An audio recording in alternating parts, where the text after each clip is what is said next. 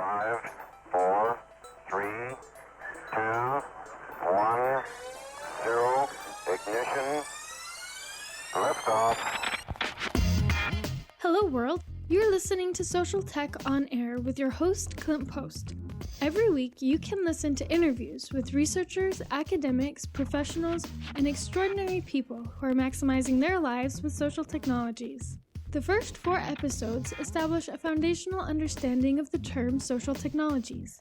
In short, social technologies are any technology that mediates human interaction. We live in a world where people and technologies are nearly indistinguishable from one another, and many of us can't live without them. So we might as well find a way to get the most out of life with technology. You can discover how to do that each week in this show. Listen and learn how you can maximize your life with social technologies. Thank you for listening. Now enjoy the show.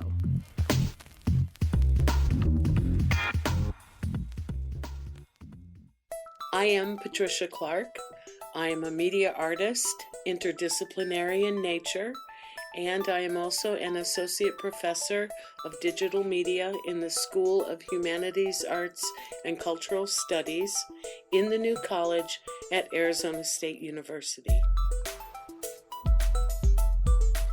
Awesome, Patricia. I'm excited to have you on the show today. Thank you.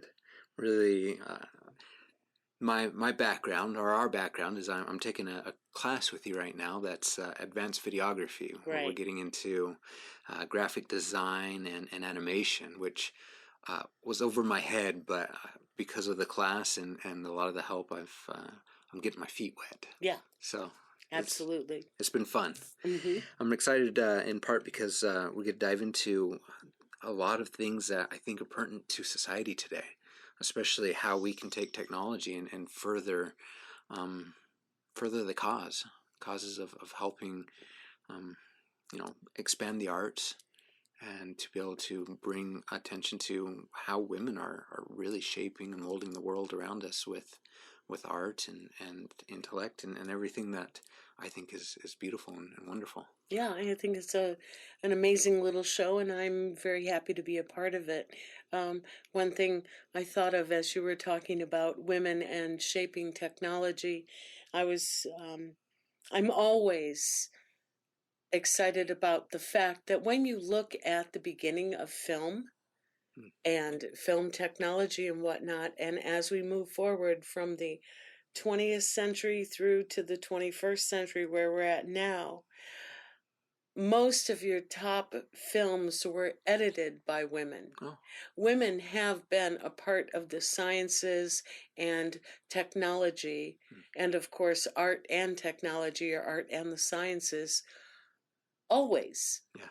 It's just the amount of PR or media coverage that may or may not have been attributed to the projects that they did or the work that they did, whether we actually know them in history or not, which sort of goes along with that history and her story concept. I'm not too familiar with history and her. Well, we know what history is, and if you break it down, it's his story. Okay.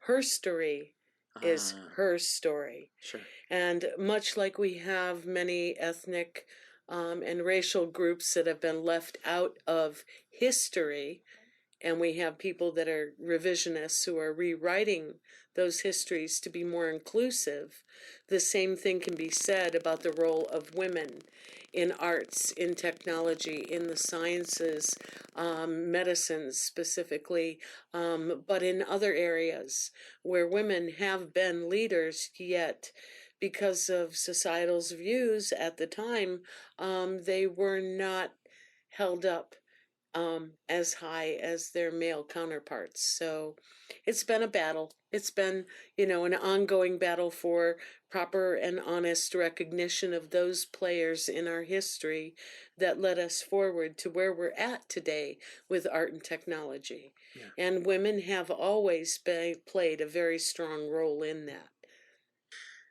I really like that concept.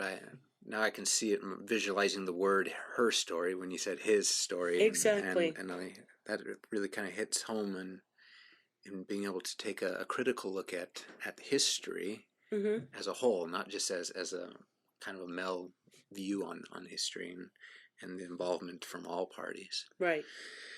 Well, let's before we jump too far into it, I'd like to get to know you a little bit more. I appreciate your introduction and what we've talked about. What's your background in art then? Well, I've always done something with the arts ever since I was a little kid, and I always knew that I was going to go to school for the arts. So no surprise there. I received a Bachelor of Fine Arts in drawing.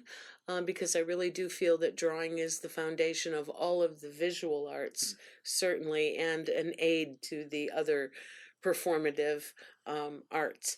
But drawing was the basis, and then I did a second major in Intermedia, which involved me in the activity of installation art and video art. Some performance, but that wasn't my major thrust at the time. Mm-hmm. In taking the drawing, which we know is done with pencil and paper, I mean, a lump of charcoal and a wall, essentially, and that's an age-old tradition in the arts. But when I began working very largely, 7 feet by 20 foot long charcoal drawings on paper and installed in a room or rooms, I began to move from simply creating a 2D object into installation art. And so that led me to video, which was how do we document installation art? I may be able to take still photographs of it, but if someone is moving through that space, and I have engineered the way that person moves through that space, I designed it, then I need to record that movement. And that was what led me to video. And I started working in analog video and black and white, where you had the camera separate from the tape deck and you had someone running behind you with it and cables, and they were very big and heavy cameras and whatnot. But then moving from that into my graduate work, I went, instead of staying as a traditional visual artist, in which going from drawing might have led me to printmaking and painting, etc., which I actually did and enjoyed. I found a greater passion in the video and the installation and the processes that were there that allowed me to create imagery over time, moving over time. It also allowed me to construct spaces filled with the elements of my idea, installation art. So that was kind of my trajectory in my undergrad, was all traditional training. And then I picked up on the new media, as we were calling it then, in an intermedia sort of program. When I graduated with my Master of Fine Arts, my M.F.A. thesis show was an interactive video installation with interactive computer program. First of its kind. This was in 1992. At that point, I had already been hired by an art and technology research institution, which was a part of the Herberger College at the time. It was called the Institute for Studies in the Arts, and this is where artists and technologists, computer scientists, medical people, architects, agriculturalists, archaeologists, you name the field, and they were coming in to work with technology and the artists at the Institute to try to find the relationships and the crossroads between art and technology. How could the new digital age inform the arts? And how could the artists inform the way the new technology was being developed? And so for 11 years, artists from all over the world came to the Institute, which was led by Richard Lovelace at the time, and then followed up by Dan Collins. Those two leaders paved a way for so much amazing experimentation in art and technology, but not only did they pave the way for that, but it was just an accepted, unquestionable moment in time where, of course, women in technology, why not? They have been here all the time, and now we will see, their further involvement. But at the Institute, it was never a question of whether you were male or female. You were just doing the project and the work and the research and whatnot. So my role there actually was the main media artist and the media lab manager, the place where we did all the experimentation in motion capture and in interactive triggering, gameplay, and all different types of performative and musical and visual arts development, playing early on with virtual reality there and testing headsets and different types of things within creative projects.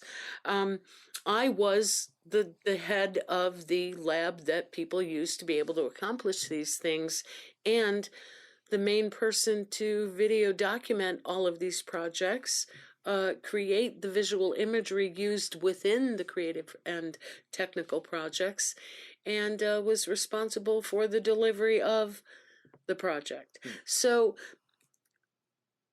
there was never really, women were in roles within the Institute and working in technology without really thinking about those barriers as much as you would have in the traditional arts. Okay. And in the traditional structures of arts performance, art music, there is a particular strata there. And while we'd all like to think that it's equal, there are certain biases that remain within the traditional arts. But I would have to say so minimal in comparison to other areas in the world where women are struggling to break through the glass ceiling. Sure. I think that and saying that, I will back up and say that there are still not enough women artists showing in the major museums around our country. There's still not enough women artists being supported through the foundations and the granting institutions that are supported by the federal government. Women still are discriminated in that particular type of regard, where we show the number and kinds and quality level of the shows that we get, and even the reimbursement we might receive. So while women have been extremely right on the forefront of working in art and technology, they are still standing at the 79% area in the universities, in the art galleries, in the museums, next to their male counterpart who's got the 100%. Okay. So there is still, that's going on. It's still there. But where we find that refreshing aspects of that are in the very culture of art and technology and how it's developed over the last 30, 40 years. Wow. So if I understand correctly, your involvement was kind of in a program where there was a free form, if you would, of art, music, video, design, kind of everything coming together, and even the latest in technologies. Well, all of the sciences, with all of the arts, experimenting with all of the new digital technology. Wow. So you have relationships that were established. Right now, the Herberger and the Goldwater Institute engineering, they have the arts, media, and engineering program. That program I worked on to help develop in its initial stages because the Institute for Studies in the Arts transformed into the arts, media, and engineering graduate programs. What went from pure research and applied projects changed into graduate programs for students to participate in. So the part of the Institute where we were bringing in artists and colleagues and scholars and medical people, architects from all over the world, and all of that work and the projects that went into that helped develop the arts, media, and engineering curricula for graduate students. It was always meant to be a two-phase thing, the research and the educational aspect of it. When it went from the research into the educational aspect of it, I stayed for about a year and then decided that I wanted to move on.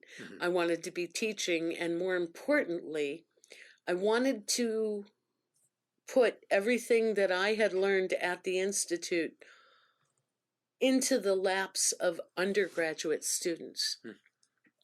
The Institute only handled very few undergrads, but had graduate students and then everyone else above that. And so I was given the opportunity to apply for a position in the Interdisciplinary Arts and Performance program, which was the perfect marriage of all of the work that we had done at the Institute. Here we had a program that was ready to sort of take that on and receive it. So when I arrived in the program, I helped flesh out what Dr. Lehrman had already done with the digital media side of it. And I pushed for hires in areas of like sound. I wanted someone who knew all the coding and digital interactivity aspects that sound brought in addition to sound and music, the digital interactivity aspect of that. Okay. So I kind of rolled down a little bit of the history there and how it went from, but the issues of art and technology versus the showing of women in the arts, there's still a discrepancy. So it's I was going to ask, work to do. Are we seeing a positive trend in that direction? In other words, we're not seeing less, but more women that are being showcased, and it's going, improving. What's the trend, would you, I guess, sense? Trend is it hasn't changed much. Okay. We're still at this 79%. We're still pushing and battling a situation where we still need to try to get more women into those larger institutions and shows. So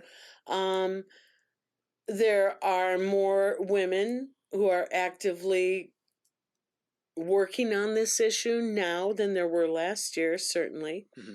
I think that some of the things in the political makeup of our current times right now have encouraged women to use the voice they have towards making a change on this.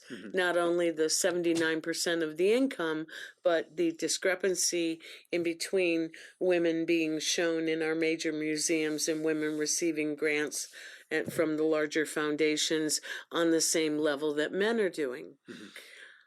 And trust me, this is not a we hate men and we want to take over. The whole idea is simple quality. The quality of the work of a woman is equal to the quality of a work of a man, and that is just how it is. And when you have excellent artists, whether they're male or female or purple or, 3 different shades of gray, I really don't care. If the work is good, it should be seen, and it should be seen at the appropriate levels. So, but yeah, while I would not say that there's been major advancement in the last 5-10 years, there has been some, and there actually is more of a call to arms now than there has been, say, in the last 5 years. Okay. For women artists to become activists for themselves, to redefine the word feminist and feminist art, and to make that not a dirty word. Right. It got turned into a dirty word for quite some time, actually. And we can understand why there are those who feel threatened by women exercising their power, which, in my opinion, is kind of an unwarranted fear because it's been proven time and time again. There was even a recent statistic that shows that when the pressure's on, men actually cave in before women do. We handle pressure a lot better. But my point is, I don't, it's not a, 1 for our side and 0 for them. It's not a battle. It's working together. So if you have a society and the society is made up of individuals who have certain skill sets, you're going to put the appropriate skill set towards a job that needs to be done. So excluding women from exhibiting at a larger level, excluding women from a political voice, excluding women in many different ways is kind of counterproductive because we actually do contribute in many different ways, in many different ways than a way a man contributes, yet we need both contributions. They're equally important. The role right now is to try to get that equally understood and acknowledged and paid out. Yeah. Quite frankly. Well, it makes sense to me, the idea that it's quality of work, not, when you start bringing any other biases to it, then you're not seeing the actual quality anymore. Right. You're more interested in and stuff right. like that. You're not looking at the greater good, which is funny because it comes from Hot Fuzz, Simon Pegg and Nick Frost movie, the greater good, the greater good.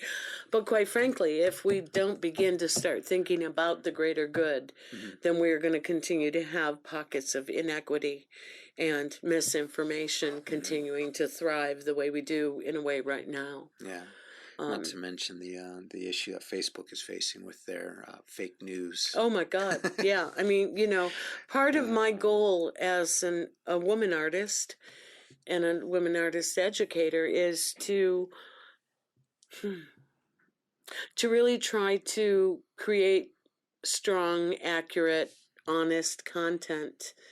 And to teach my students how to recognize the difference between that, to know what is good design and good, strong content, to understand the ethics involved in being an artist.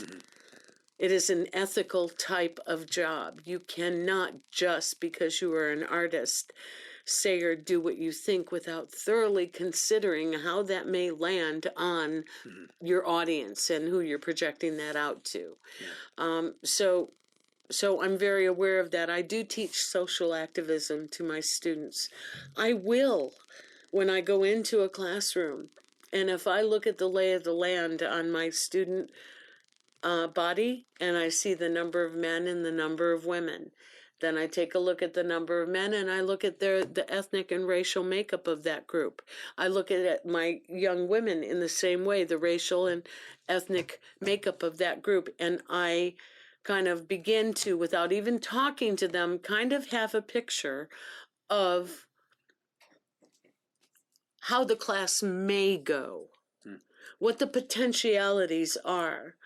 Do I have a young black man over here who is not sure of where he belongs in it, so he's going to lay back and not participate until he's convinced he can?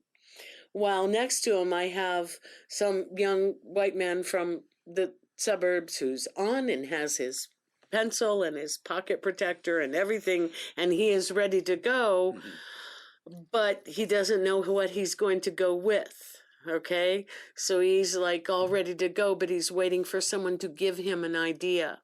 Whereas the other guy back there's got a bunch of ideas, but doesn't trust that he's going to have an opportunity to get to it. Meanwhile, I have a Latina over there whose mother and father really wants her to marry a nice young man and make a bunch of babies and stay at home and forget all of this stuff about that, where in her heart, she wants to be the first student out of her family ever to go to college and make something of herself beyond what everyone else in the family already did.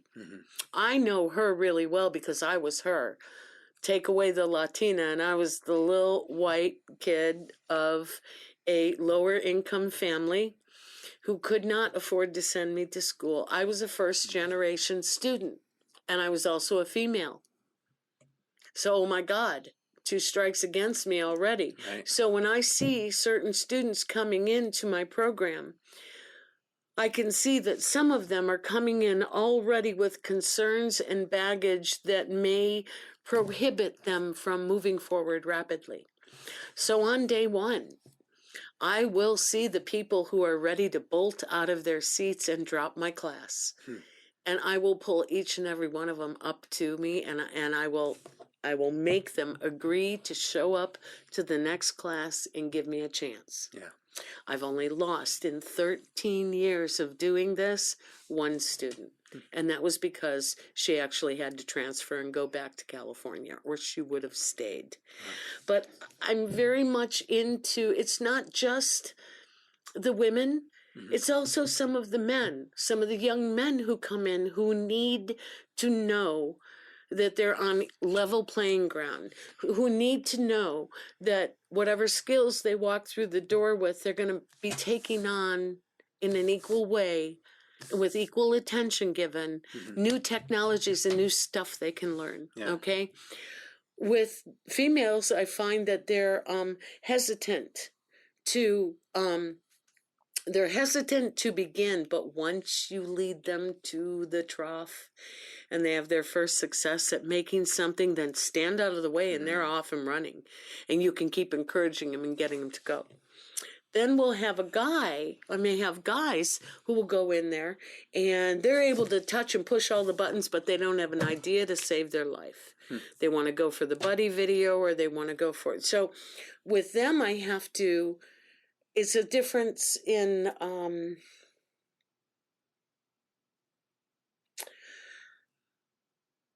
okay, what's a good example of this? Okay, a lot of guys have been taught how to pop the hood of a car and change things and kick the tires and play with the tools, and they know what a socket wrench is and all of that. Okay, so they're comfortable with that tool. So you put another tool in front of them and they're off and running. Women, the tools we were given, okay, is the knife, the fork, the spoon, the bowl, our tools we weren't given the tools, the hammer and the ratchet and all of that to know really well, unless we glued into it and got our dads or our brothers to really teach us that. We had to learn it on our own or understand it. So our natural tendency for tools is not to go pick them up and start playing right away. All right? We didn't have that same orientation because the male thing is to fix stuff. You guys are not comfortable until you can solve the problem or fix the thing. Women, on the other hand, they're there for the sort of the nurturing and the caring and the psychological aspect of it. Yeah. We will pick you apart until we know for sure you understand why you're feeling the way you're feeling. Sure. Okay? That's what women do. Men do this. So men, it's easier to pick up that tool. For a woman, they'll go, well, which way do I hold it? First, sure. Okay, there's the care. How do I approach it? How do I take care of it? There's a difference in the way we were oriented initially in our lives to tools and things. So if you had a dad, for instance, or in my case, I had an older brother and an older sister. My older sister, 2 years older than I, was a model, and she had nails and pretty things and everything. It was all wonderful. My older brother, he was a really great guy, but he wasn't all that technical. Like Mike, he loved cars, but he didn't necessarily want to fix them. He liked tools, but only when he had to use them. So then we had my dad. Tool and die man, grew up on a farm, can make anything, can do anything, okay? Well, when it was time for Dad to have an assistant, it wasn't my brother, because he didn't have the patience for it. And it certainly wasn't my sister, who was the model and might break a nail. It was yours truly, who went down and worked with my dad. And I was smart enough to shut my mouth and watch everything he did. And at the right time, and pick the right time, to ask the one question that will give me the answers to all the other questions. But you only ask one, so you get it all at once. So I had to learn that at a very early age. I had to become my dad's assistant right away. And so the fear of any of those tools was gone. I was using them. I was helping him repair TVs. Cars. It didn't matter. I was Dad's helper because A, the family figured he probably would not smack me if I made a wrong move. But, B, I was the most convenient one because nobody else wanted to go do it. So I learned an immense amount.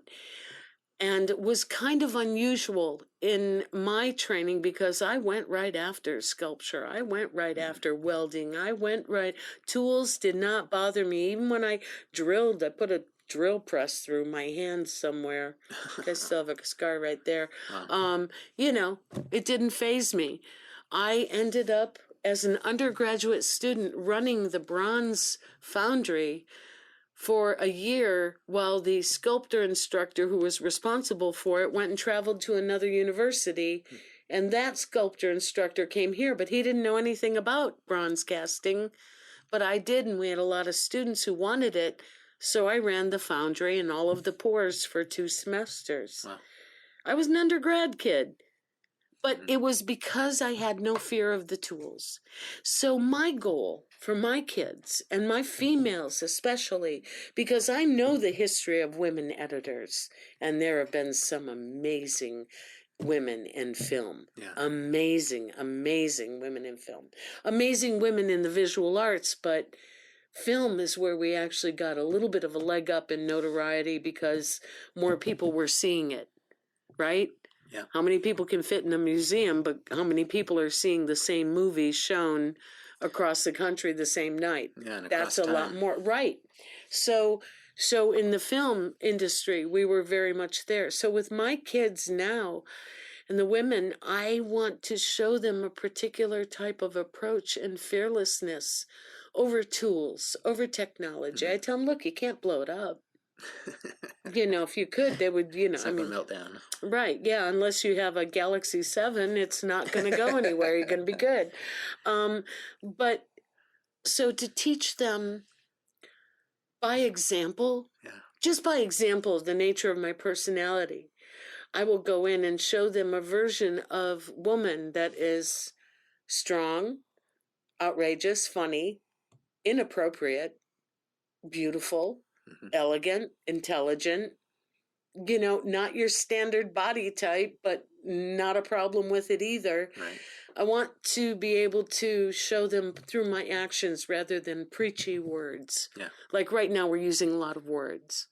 But I would rather just demonstrate to them when I'm in the classroom how I would approach going after that problem. Yeah. Give me that mouse. What do we do this? Let's do this. Did you try this? Oh my God, look what you can do. And the big thing is to really imbue, is that the right word? Imbue them or Body? fill them I see. with the excitement and the joy and the passion of the action they're engaging so that they don't stop and think, wait a minute, I'm a woman, I shouldn't be enjoying this. This is a man's world. Yeah. If I can get them not even thinking about that, but get them passionate about the tool and the sense of play that they can have while they're also doing the communicating and the higher level aspects of it, if I can get them down that road first, it's beautiful. And then those women feel empowered and they feel like they own it and they can manipulate that tool. And once they know that they can start doing that, then they start saying something with it. Then is when phase 2 comes in, and that's when you start helping them work out their ideas and their content. That's when you really have to point out to both the male and the female semantics and language and the power of words and the power of visuals and words attached to visuals and the choices that you have within that. Yeah. You know, and that's refining that conceptual side and the intellectual side of it so that they're actually taking the tools then and applying it to that, right? So it really is all about empowerment.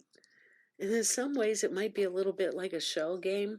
Here, don't look at the common thought that you can't do anything. Look over here. Look at all the shit you can do. Right. Do you know what I mean? It's that sort of smoke and mirrors only turned against itself to the benefit of others. You shift the paradigm. Yeah, shift that. That's exactly it. And if you can, like, you know, this idea I was talking about when I take a look at who and what is making up my class, right? And you could say, well, isn't that stereotyping? You're stereotyping what you think these people... No, what it is over 20 or 30 years of experiencing people and reading people on a particular level, averaging out that knowledge so that when you have a new group of people that come up to you and you can read their body language and their things, you can read how they're looking around or not looking around. You can tell someone who's self-conscious or who doesn't have a strong self-image.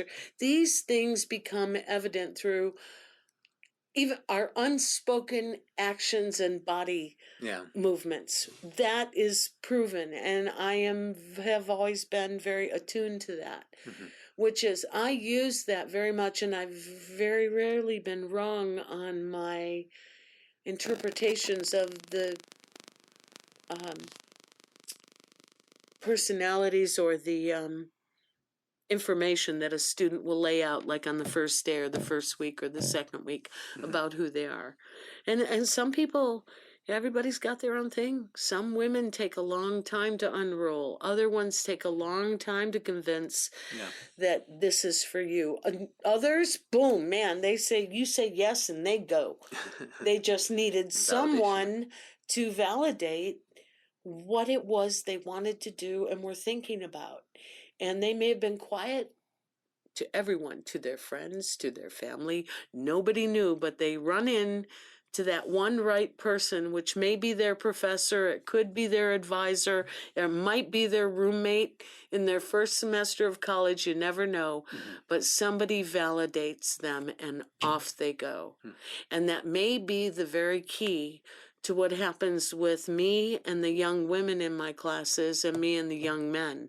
I find a way to validate each and every one of them on their stuff. Not on my measurement stick. It's on where their measurement stick of themselves is on day one, and how much that stick has grown over the semester by the time they leave. And in there, in that upward, and all of them go upward, even if it's the worst possible student, and they still ooch them upward. Right? Because that's my job, and it's also my human job. My job for humanity is to continue to push and uplift and help. And I have a strong, strong passion for seeing my women be successful. Because we need to look, women have a bad rap for not supporting each other because they've been put into competition over dudes, over guys, or over whatever, all right?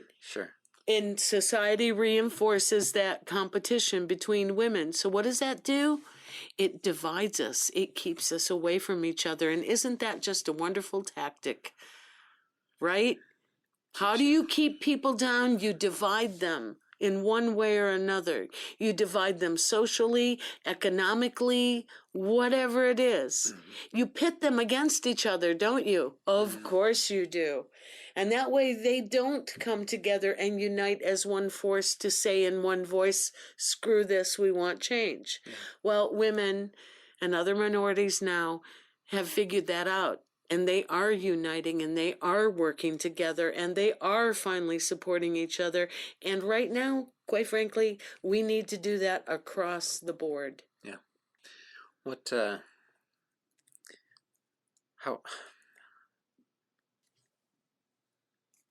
I really enjoy where this conversation is going. I appreciate your insights and everything. Turn it any way you need to. I want to pick your brain on how technology is what role it's playing in helping the minority groups and women unite, in essence, or does it? No, it does, absolutely. It allows for more voices to be heard and for more people to connect from parts of the world that have never been able to have a voice. So it's huge, and especially for the women's movement. You know, we're able to hear from our sisters in Yemen and whatnot, what's going on over there in the world, not just in the good old URSA, but around the globe. We've been able to connect and be able to support each other and help along with other groups. So it has allowed us to connect more. It has increased the dialogue. It also, like anything else, has thrown the rocks into the work as well. You have the crap that comes through any door when you keep that door open long enough and let everyone flow through it. You're going to naturally have things that don't function as well as they could. But overall, technology has opened the door for so many groups. and given voice to so many different aspects of this particular aspect of inequality, racial, ethnic, sexual, whatever. So yeah, in many ways I think it's great. In another way, I think it's all with a grain of salt, kids. Yeah. Because as we know, false news, if you're not checking your sources, if you're not really looking at 4 or 5 or even 10, like I look at about 8 or 10 different news sources every day to try to get a sense of the truth. Sure. So what other things do you do, and do you advise your students to? You look at 8 different news sources? I monitor the news all the time, but that's just something I've always done because I feel very connected to what's going on in the world. I want to stay connected. Yeah. You know, for the kind of work that we do as interdisciplinary artists and whatnot, there's still within that, there's social commentary, or there's making pretty pictures and making... There's nothing wrong with an artist creating things that are absolutely, utterly beautiful. And the value in being able to do that, I think it's amazing. Yeah. Unfortunately, I'm just not content enough in my life to do that kind of work. Sure. I need and feel that I have to say things in my work that are more than just the beauty of the moment or the beauty of the object or the, you know, or have it be a metaphor for some beautiful aspect. No, for me, I really got to call it out and be a little bit more topical about my work. Sure. And I do find that within our program and within our school and within our college and everything, that picking topics that deal with our contemporary life and the issues and the problems and whatnot seems to be more the norm than not. And I enjoy that. I like training our student artists to speak up, to use their skills, to use their creative powers and their creative ability and their sensibilities towards making a comment for the better, you know? Right. And so technology affords us the opportunity to do that, but also with the wary eye of we know that within all the great stuff we can use it for, 75% of it is bullshit, outright scamming crap. Look, nothing changed with the internet. All the scamming crap and the 75% of bullshit that was going on in the world before the internet just simply found a home on the internet. Sure. Nothing really changed about human beings. We're still being good and bad. Yep. We're still being wonderful and nasty. We just have a tool now, a conduit. Yeah. We can have more nasty or more good. Sure. You know, or being communicated and bandied around and everything. Yep. But essentially, humanity has not changed, and I think maybe overall, that might be the saddest point of my life. Because I knew when I was a little girl that human beings were not really going to improve all that much during my lifetime. And sure enough, they've kind of proven me right, and that's sad. Yeah. However, the decision I made when I was a graduate student in Intermedia, working on my M.F.A. show, and what road was I going to go down? Was I going to go and try to go the gallery museum 100% fully showing, writing grants, pounding doors for money to do my projects, this and that? Was I going to jump from artist residency? Was I going to go the alternative artist route? Was I going to go K through 12? Was I going to go into community college and not really care? Which part? Was I going to go into commercial art and just simply make a series of stuff that I knew everyone would want over their couch and make my living that way? Or was I going to go into media and entertainment and use it that way and go into production? And what I decided to do was that the only way to make change is 2 ways. You can bust down the door, go through the front gates, or you can infiltrate and make change from within. And that was what I chose to do with my life. Yeah. As an artist, was to create the work, go after the topics that are meaningful, reinforce and support females in art and technology, reinforce and support males in art and technology, because there's much that they need to learn too about the holistic ways of using technology in addition to the bash 'em, smash 'em, crash 'em ways of using technology. And I think that the sensibilities of men over the last 20 years have shifted to make it really wonderful. And I have to be honest with you, in the last 2 years, maybe even 3 years, I have not encountered that many women or that many men who needed me to make sure they knew that it was an equal playing ground for them. And that is a credit to the millennials, which they're not getting much credit these days for much at all, and that's justified. But what I am finding is that their concept of equality permeates their being almost close to 100%, much more than my generation or my parents' generation or the ones in between me and my students. They kind of are wearing it like their skin. The ones before them sort of were wearing it like their socks. We were hoping that, we were wearing it like a suit, okay, and the other people wanted nothing to do with it, and it was just an old Indian blanket to them.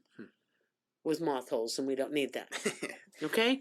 So there's been progress. I think technology is in part responsible for that, and I think technology in part is the thing that is holding us back too. Sure. But it is when we create the opportunities for men and women on an equal playing field in a creative environment, like what we teach in this program or in the arts, and say that it's all equal, you can do what you want, and it can be for the betterment of everyone. What comes out of that is magnificent and speaks to the type of change that we can make incrementally, step by step, paso a paso, and be able to make that take hold in our kids so that no one ever feels like they don't have something to offer based on their sexual orientation, their gender, their ethnic background, their racial background. None of that should be a reason why people feel that they are not able to do something. Yeah, I agree. And so the infiltrating from within, it was pretty much, you could say it was feminist and towards supporting women, but quite frankly, I'm such a humanist. It was for everything that has a thinking brain, walks on 2 feet, and I don't give a shit what the color of your skin is. I really don't. I want to know all about you and what your desires are, and then we're going to figure out how to get your feet on the path towards that. And there's nobody that can stand in your path and say no to you anymore. And if they try, I'll give you the tools to try to knock them down and out of your way so you can keep moving forward. But it is all of that. And to do it with integrity and with strength and with holding your head up. I had one student, I had to teach her how not to cower down like this. I would see her and I would raise her chin, I would push her shoulders back. I'd say, come on. Back. Sit up. When we're upset, we cave in and we go down like this. When we're feeling power, we're back, we're up, and we're straight. It's a physical thing. I can see it. I see my students do it, and I will go and I'll just bring their shoulders back. And it's amazing. They grow an inch and they're happier again for just that brief moment. The body has direct connection with posture and everything. It affects the mood. It affects the mood, then it affects our thinking, it affects whether we want to eat or not, which then affects our mood more, which then affects our sloping. It's all over. It's very tied together, but I think that, in trying to basically answer your questions about my support of women in technology, my role in art and technology, and my passion for the education of these students, female or not. I hope that I've answered that with some kind of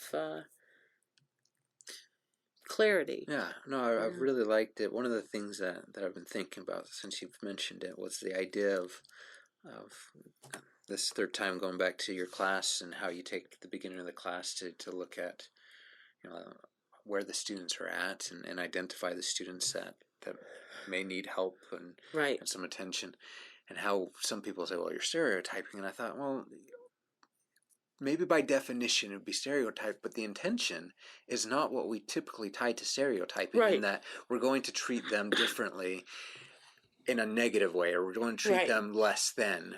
It's more than that. We're going to treat them according to their current status because they need a hand up.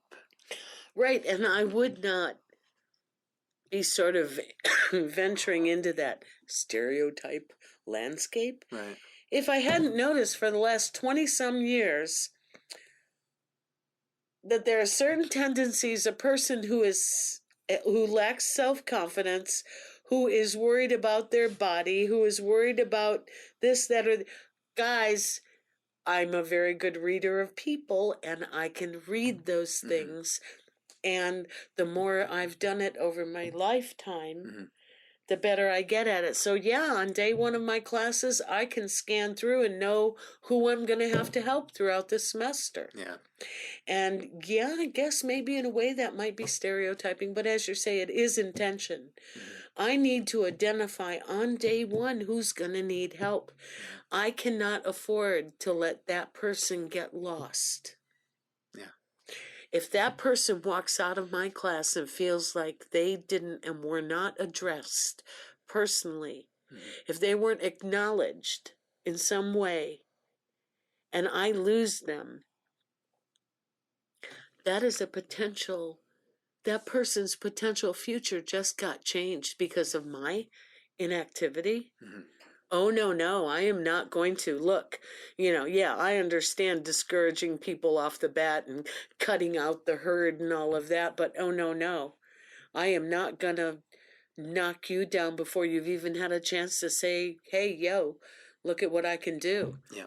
No way. And shame on me if I'm the one who screwed up your future. I don't want to be, when you're 35, 40, 50 years old, saying, well, I would have gone that way, and I'm going back to that now. But I had a professor who once told me that I didn't know X, Y, or Z, or I would never get it. And I stupidly believed them. So I did nothing all these years until now, when I learned I shouldn't have never believed them. I should have gone with it. But if you don't have someone there to talk about those kinds of things, you might believe that person's opinion of you. If you were just having an off day and someone said something like that, it could change the trajectory of your life forever. And I refuse to be the person who screws up someone's trajectory. Yeah. Because of some off-slight comment of some thing I might have thought I was seeing or not seeing. So I'm very careful with it. Yeah. But I'm also pretty accurate. I think we could all use that kind of stereotyping, the one that, well, you're unique in that you give out your cell phone and you tell students, don't email me, shoot me a text message, give me a call, I'll call you back, make it personal. Get it right there. Well, that's another thing I don't understand is with everybody running around like saying that they don't have time and blah, blah, blah, then I almost think every faculty member should have to give out their cell phone and allow their students to text them in times of emergency or in times of need. Because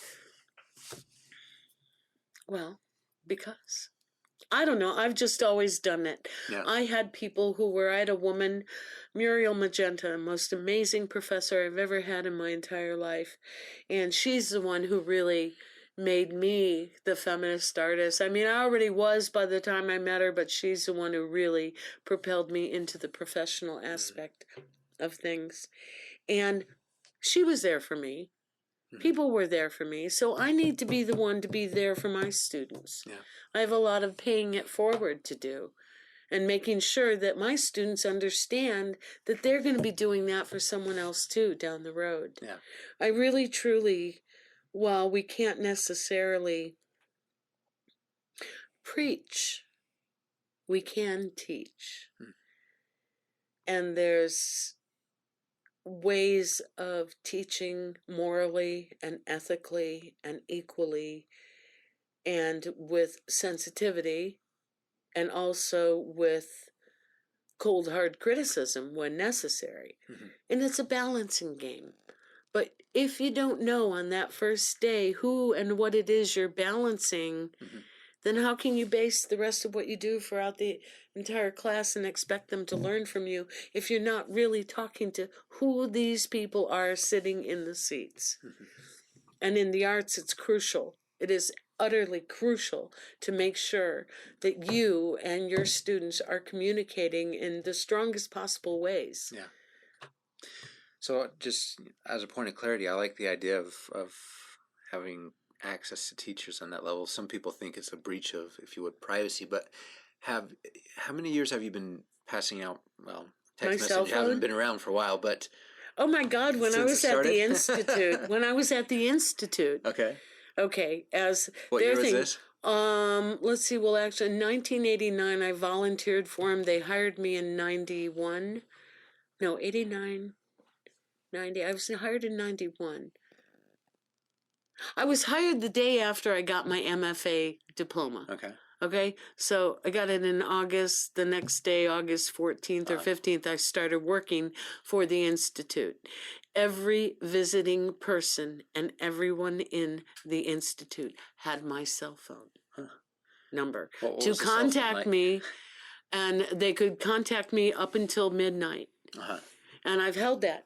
I let my students, you can contact me up until midnight, and from 6 a.m. until midnight, or midnight to 6 a.m., my phone won't ring. That's when I sleep.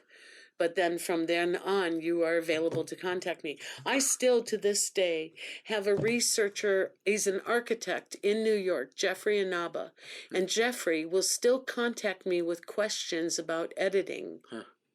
And it's like now about 19 years ago, we met and did a project at the Institute.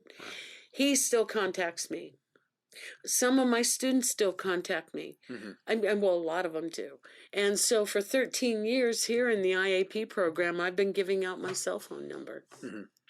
Well, two questions. You had a cell phone back in the early 1990s. Was it one of those big ones? It was huge. The bricks? Yeah, it was the brick. Yeah.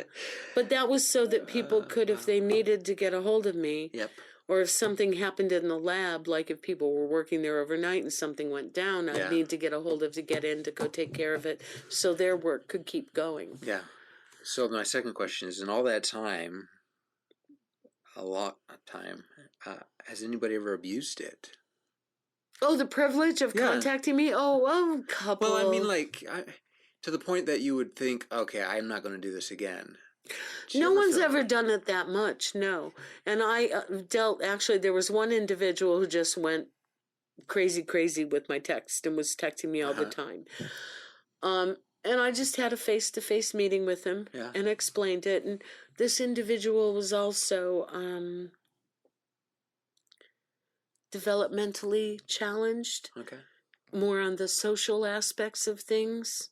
Like, nothing wrong with anything, but that was like not an area that he was capable. He didn't have the capacity to make it work out right.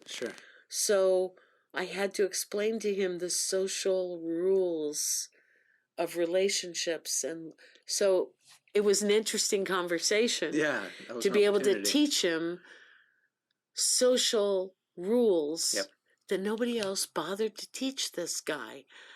You know, it was obvious he had developmental problems and issues, but he wasn't stupid, and he ended up being a great student, and he worked he worked 3 times harder than anybody else because he was overcompensating for his one area where he was a little crippled or whatever you want to call it, challenged. Sure, I can totally see that. I was homeschooled basically through 6th grade. Right, so there was a kind of socialization. That social retrogression that I had to catch up on. Yeah, and I actually overcompensated. Right, and I became really social afterwards. Right, yeah, and then it was, and there was that tilting back and forth. So it was so he was sort of like that in a way, but he needed some help. And he was like, I'm sure he was probably bugging everybody else, but I'm the only one who stopped him and showed him and talked to him about it. Not in a shame on you way, or you did a bad thing. Yeah. Is that, look, dude, this is kind of how it works. Yep. So let's practice that. And I would met with him like 3 or 4 times afterwards to practice his social interaction skills. Here I am as digital media art teacher, but we're working. So, you know. And that changed his trajectory. Oh yeah, better. He's amazing. He's so amazing. cool. He's doing really well. And he still contacts me all the time. Yeah. But the thing is that, you know, the title of the class may be, you know, advanced video production, but what you end up walking out of there with is, oh God, a cultural class, an ethics class, politics and you know society, politics, and government, all kinds of issues come out in those classes, in addition to the fact that you're learning how to make something creative. So it's a wonderful place to be able to safely take out problems and issues that people have and put them on the ground and talk about them and let them float around. Some people will couch them as, this is the idea for my video. Yeah. But it's actually a real live issue that they're experiencing. They want to do something about it. But then through the course dialogue, it expands out, and you will see these people and on their faces like, epiphany, or, oh wow, yeah, that's why that works like that. Right? Little things. Sounds like class can become a therapeutic session in a sense. Well, I got to tell you, it's therapy for me, and I'm the one who leads it practically. I mean, because what really makes me feel great is when I see my students getting it on all the different levels. On the technical level, the creative, aesthetic art level, the content, the social, I mean, all these deeper levels of meaning. And oh my God, are you kidding? Yeah. I live for that stuff. That's cool.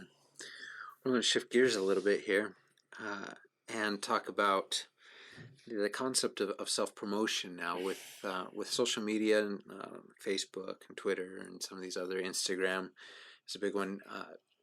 Do you use those?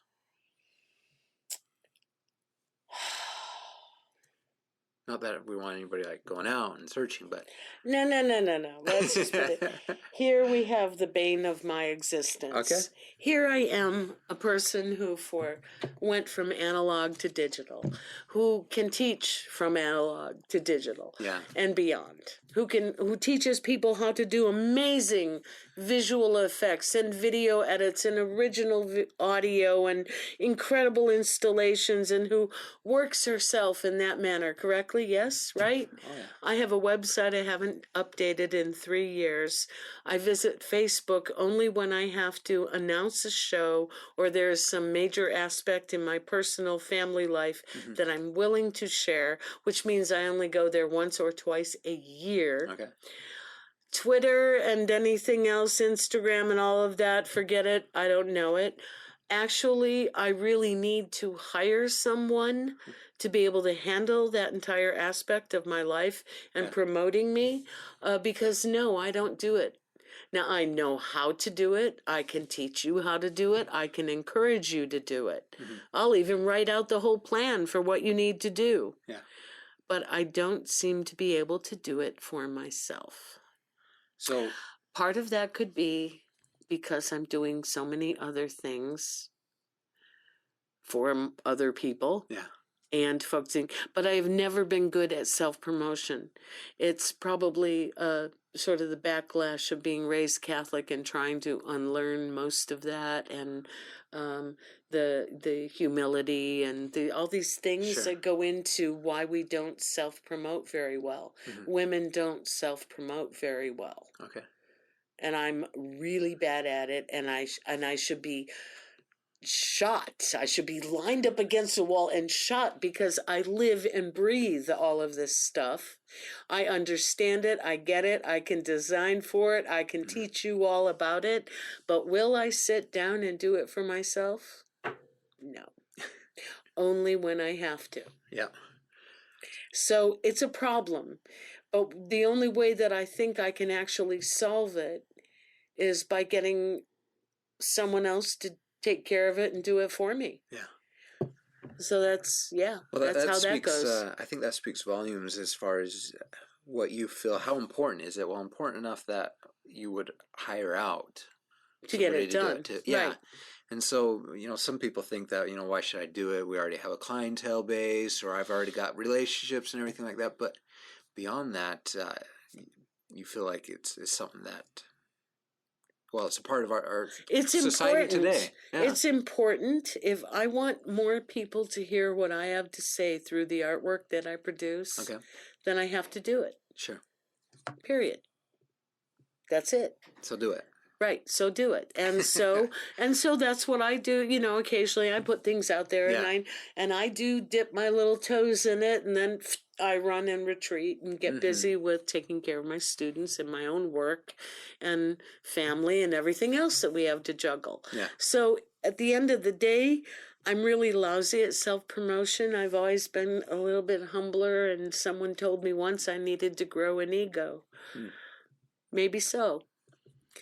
But yeah, until I get to that particular, burning need, I'll probably keep doing what I'm doing, and Well, I'm at the early stage of the millennials, where I'm right there on that year before. Yeah. Right before. I'm not a millennial, but and it's not on the younger side. I'm on the older side. Yeah, you're the yeah. And so the question is can somebody nowadays that are coming up and coming artists, can they make it without social media? No. Well, yes, because there's still the It's Who You Know network going on very strong. Yeah. If you have financial backing, okay, if you have someone who's a player in the New York, the LA, Miami, Art Basel, and European scenes, if you've got money backing and you've got connections like that, then no, you don't necessarily have to kill yourself over social media. Is that these people already know about you, sure, had their eyeball on you, and they're going to support you in your up-and-coming stuff. I imagine that they would create the social media platforms and utilize those for the following and the fan base. Oh, they'll get all of that. that. They've got someone hired, and that's already done for them. But I mean, honey, we're in a democracy and we live in a capitalist society, and it really does come down to bootstrapping. Yes, it does. It comes down to money. I'm sorry, and it really does. If you've got someone paying your way, then the sky's the limit, and you can work with whatever materials you want. You can take the length of time you need to, or however long is contract. There's a certain luxury in being supported like that. Oh my God! But then, for those of us who don't have that, there are the avenues. They are competitive. There's grant writing and scholarship. There's building on your network to leapfrog and try to get up to those higher levels. Nothing's impossible. It's just that the less you have, the bigger the slope, the harder the climb. Sure. The more you have, you're already kind of up there anyway. And actually, in some ways, the more influence you can have because you're already up there. Yeah. And you're young enough and you're going to keep going, so you can actually rain down. Then you have people that go up and they're hot for a moment and they're gone. But the ones with the staying power and the work that is solid, that was going to get noticed whether they were poor or rich anyway, really. There's some work that is just undeniable. Some artists who are just have it and the time and everything comes together and that's it. Yeah. Some of them had no backing but were discovered in a unique way or a unique moment. So while I said, if you've got a lot of money, you're not really going to need the social network right away. Sure. It's going to be built for you and will get established, but you already have that cushion. Yeah. Those who don't have the cushion, you better be out there and be on top of it. But again, I would say get someone else to monitor it so you can stay true to your work. Okay. And for me, all of that stuff just takes me away from the thing I want to do with the Extra work creativity. itself. So that's why we have PR marketing folks. Yeah. We were talking before about the idea of wasting time on YouTube or since you go on Facebook once in a while, I guess you don't waste time there. And you made mention how you avoid wasting time on some of these rabbit holes that you get on. Yeah. Actually, since we had the conversation, I find myself I'll read a news article and then what's called clickbait are those short little liners with a picture to find out what happened to so and so or 10 things no. for that. No. Oh my God, is that a trap? That will bury you so quick. That's clickbait. Yeah. And so you said that you just avoid it altogether. You don't even go down any roles or... No, not necessarily. I will take a look. Like if I'm looking at a story on the AP, Okay. I'll go to my local source and see how they carried it. Then I'll go to something outrageous like Huffington Post and see how they did it. See if it shows up on The Onion. Did the Washington Post notice it? What about the San Francisco Chronicle? So, and what about the TV news network and how did they approach that story? So I will jump around those networks to check out that one story. Okay. Most of those other things are the ridiculous jumping into... you have to click 9,000 times just to get the full article. I have no time for that. You are wasting my time, and you are gathering data about me while I'm doing this. Right. So I'm not going to do this. So I'm pretty careful. But I know how to do research. I know how not to get distracted by the other stuff. Yeah. And you have to be careful when you're on the internet and doing research, what is fact and what is absolute utter fiction. It's just like the phrase, if it sounds too good to be true, then it is. Yeah. You mentioned The Onion. Isn't that satire? Yes, but depending on what the article was in your sort of straight newspapers, and then the way the Onion might handle it in satire is actually very revealing, because their satire, you might actually find some other conservative or very liberal paper over here who's picked up on some aspect in the Onion and ran with it like it's fact. Okay. That makes sense. Okay? Yeah. So you really need to be, that's why this whole thing about Facebook and the fake news. Right. There is so much out there. And are you gonna be that gullible that you're gonna buy just one network, one station story about something? Good luck with that, babe. Right. That's it's a one-sided lifestyle you've set up for yourself, and that will play out in everything else you do. Sure. You're only going to accept the one decision, the one commonly held ideal, blah, blah, blah. So does that put you in because I understand the two sides when you hold, an ultra side or the other, and then they start talking to each other, and it's like cats and dogs fighting each other. But it sounds like you'll take take everything into consideration. Do you find yourself being in a cat and dog fight with both sides because of that? Yeah, because there are certain aspects of the dog's fight that are absolutely valid in certain situations. I totally get how you feel there. Yeah. The problem is that the dog does not want to see that over on the cat's side, the same exact thing occurred. Sure. Okay? We don't want what happens in a cat and dog fight is that we're looking at the differences and not the similarities. Yeah. I choose to look for the common denominators, and then I look for the situational factors. Like you're making this complaint and this statement about this. What was the situation? You're countering his comment by saying this. What was your situation?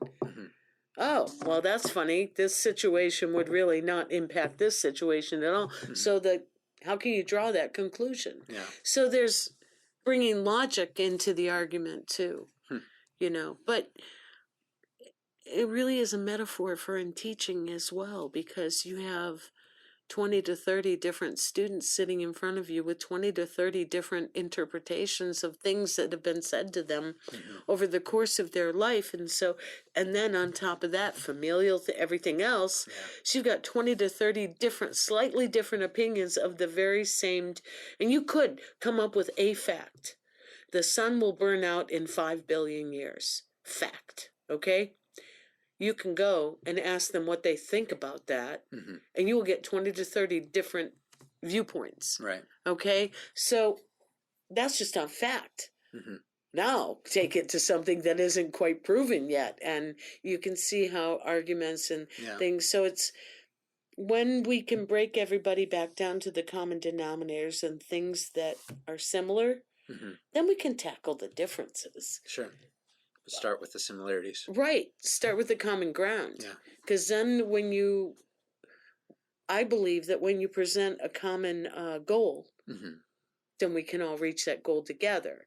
And we're going to have disagreements and everything, but if we establish a common ground and the goal, then all the differences should be able to be worked out. Yeah. Because we're after the same thing. Sure. So I don't know. You know, it's. I kind of like that analogy. You have you know where you're going to start, and you know where you're going to end, and you know that it's going to be 1,000 million different paths to that from point A to point B, and it's not going to be a straight point path there ever because we have humans involved with it. Right.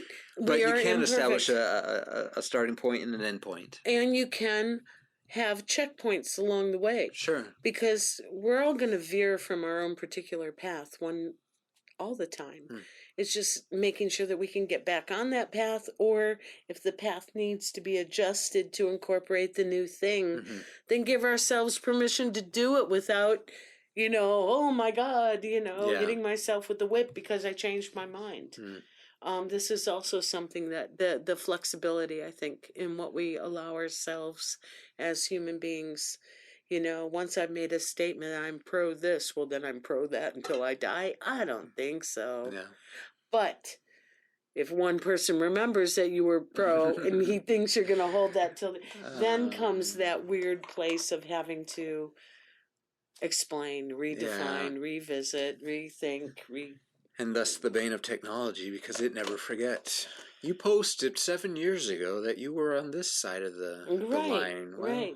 Yes, and that day I changed my underwear and everything with it changed. Okay. Well, let's go ahead and wrap up here really quick with 2 questions. This is our Geek Out session. Okay. And I would like to know what you've had so much exposure to technology throughout your life, but what was one of your favorites growing up? One of my favorites growing up? Yeah. Technology was radio. The radio? Oh my God. The radio gave me endless hours of fascination because not only the music, and I love music and I love to dance, but it was like, maybe in a way, I saw the radio as a precursor to like what we carry around now. Okay. Because as a little kid, I would open up the radio and I was fascinated by all the little transistors and receptors and whatnot. And what they looked like to me was like when you opened the transistor radio, it looked like you were looking down on a little world. So the people who were singing the songs, when you opened it up, they ran into the little transistors. Those were their homes or their places. Wow. Okay? And so they would run and hide when you opened the radio. You close the lid back on the radio and battery turn it on, and they're inside there singing again. Yeah. You open it up and they run back all into the little transistors and so I was kind of always fascinated with the radio and the TV. Not so much with what I was seeing on the screen, but when you take off the back and you had to replace all the tubes, I was the one who helped my dad again replace the tubes and do the work on the TV, and you had to pull the tubes and go down to the store and have the tube checked and change it out and put the right one back in. This was tube technology. Right. Cameras were tube-based, too. I mean, I used those, and you had to know which ones were out and whatnot. So I think that was one of my favorite technology. And the other favorite technology of mine as a kid was pop-up books. Oh. paper technology. Right. I was fascinated by it, but I never really spent a lot of time learning origami or anything. I was just Yeah. a fascinated user. I liked gears, and I was an industrial. I came from Detroit. Yeah. My aesthetic was built on the industrial plants and steel mills and everything like that. So I became enamored with boilers and gears and metal and all of that kind of machines. A carburetor, oh my God, one of my most favorite things I ever drew was a carburetor. Huh. Because it was just amazing. So those were the machines. It was the machines were Yeah. fascinating to me. The technology of the radio was simply like the mystery of the cell phone now. Right. How is it that all this stuff comes through this skinny little thing and we hold it all the time? Well, the transistor radio was like that. There was a magic to it that you turn it on, the music is coming, you're carrying it with it. Mm-hmm. And I knew as a little kid that there were a bunch of people living inside of it. So that made it even more special to me. That was like the thing. So makes me think of Horton Hears a Who. Right, but it's a metaphor for this. Yeah. For the cell phone now. There are all these people inside of this that I'm carrying around. Well, even beyond that, there's us inside of it too. We are inside of it, exactly. So we it's extend ourselves to our cell phones now. So that, I guess those were, I loved the whole industrial tinkering. Oh my God, and clocks and gears and pulleys and oh my God, and I'm such a hardware freak. Yeah. My favorite piece of hardware is a turnbuckle. Oh my God. Oh, I love turnbuckles. They're amazing, and design-wise, you can make beautiful things out of wire. Okay. And the turnbuckles, you know? Sure. You know what a turnbuckle is, don't you? It has Give me a two description. twisty things and a long bar in between it. When you attach the wire, it creates tension. Okay. You turn it, and the wire becomes more taut. Oh. Turnbuckle. Okay. Great. Oh my God. Architects started using them about 10, 15 years ago as design elements and stuff. But I'm a hardware nut too. I love hardware. Yeah. Holy shit. Wow. That leads us into it leads us into the last question. Mm-hmm. What upcoming technologies are you excited for? I think if we could get to the point of teleporter. Okay. Matter teleportation, that would be great. I am not that thrilled with virtual reality. Yeah. Or robotic sex toys and things like that. Right. There's something that is dehumanizing or false about that. Sure. So I'm not quite sure how that will do, although I could see, rooms and whatnot, entertainment venues for that sort of holodeck thing. I could also see that being used as therapy and therapeutic aspects. So I do see sort of a potential in that to be a very good thing. I also see the potential in it to just be the most hideous, hokey entertainment thing that we've had to exist in. Sure. So I'm torn about VR, but I've been playing with VR for 20 years now. And so I've developed a particular kind of feeling towards it. Sure.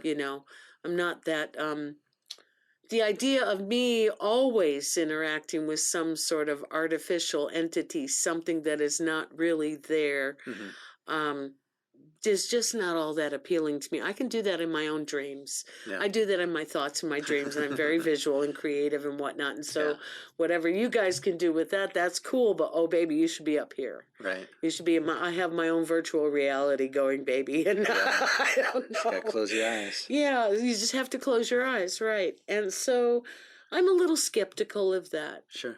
But I think teleportation would really be great for the planet and save a lot of energy and trees and oil and dead fossils and things like that. I think when it gets there, it'll have the slogan of "Beam me up, Scotty." Yeah, right, and it should, as it should. Oh, it's wonderful. Those are technologies. The ones I would be most excited about are the ones that end up leveling the playing field. Yeah. For people, for education, for health. Those would be the technologies that I would be most excited about. Yeah. Is the ones that are leveling the playing field. That you don't have to be white and privileged or privileged based on economy, Mm-hmm. regardless of your color, privilege based on your economy, that you cannot have the same equal access to health, happiness, pursuit of life, Yeah. pursuit of knowledge, all of those things. I mean, this is the 21st century. I would hope by at least the end of this century, that has been guaranteed for all human beings on the planet. Right. Because the inequity of it now has caused way too many problems, and we're paying for it. Yeah. Had the world had equal ability and contact Mm-hmm. on all levels, we may not, 100 years ago or 50 years ago, Right. we may not have gotten to the particular points in our relationships with each other and our relationship to the physical planet. Might not have developed the way we had we just let equality have a day. Yeah. But, we know the reasons why that isn't happening and hasn't happened yet. And it goes back to this idea of why I will push my female students a little bit harder to make sure they don't succumb to those very things that discourage everyone else. Sure. Don't want it. Well, I think we got a bright future to look forward to. I hope so. I do too. Thank you so much. Open angle bracket / HTML close angle bracket.